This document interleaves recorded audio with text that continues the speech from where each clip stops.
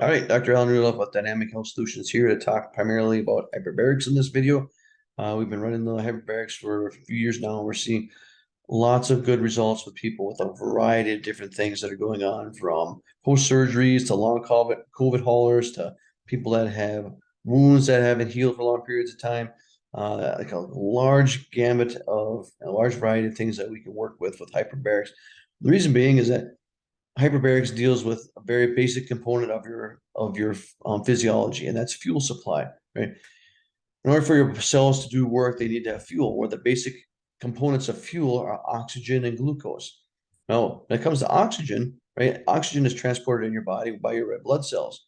But once your red blood cells hit 100% saturation, they can't carry any more oxygen.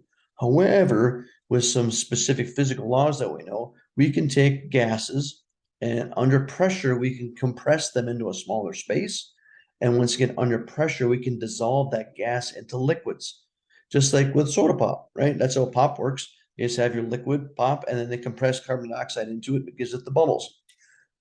Same idea here, but now instead of using the carbon dioxide that they're using within the soda pop, what we do is we're dissolving and compressing oxygen into your plasma, or the liquid part of your blood. Now, this increases the amount of oxygen that's being supplied to your body by 30 to 40%. Now, you can go weeks without food, days without water. You can't go more than 7 seconds without oxygen, right? It's one of the vital nutrients that we need, but we can't store it. However, we're finding that as we use hyperbaric therapy and the more exposure we have the body to pressure and oxygen, the more oxygen that we can get stored into the plasma, which can then be transported to tissues that are suffering from what's called hypoxia, which is basically a decreased level of oxygen. When your tissues start to suffer from hypoxia, what ends up happening is the cells will slow their metabolism way down so that they're still alive, but they don't have enough energy to do the functions that they're designed to do. Now, the reason for that could be traumas, could be some sort of toxic issues with chemicals, could be an insufficiency with nutrients needed in order to have that happen. The bottom line is these cells aren't getting the oxygen that they need. However, with hyperbaric oxygen, we can take those areas that are potentially sealed off because of a blood clot or scar tissue.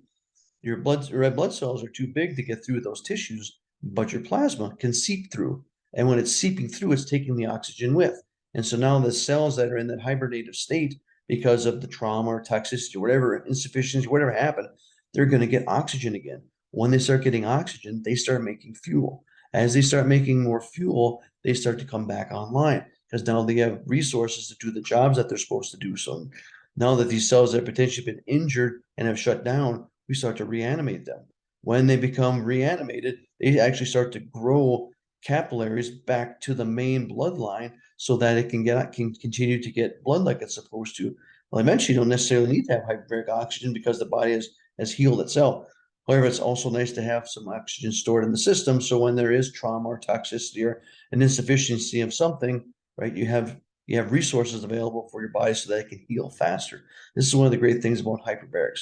We've also seen in acute stages. So I've had several athletes that have come in that have sprained ankles, sprained knees, and especially with high schoolers that have these injuries.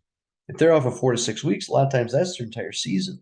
We've had injured players come in, and we've got them back walking with a sprained ankle, walking again after a week with using hyperbaric. So there's definitely a place for this therapy, not just in athletics with high schoolers, but any age range of any type of issue where oxygen is involved, we can help it with hyperbaric oxygen.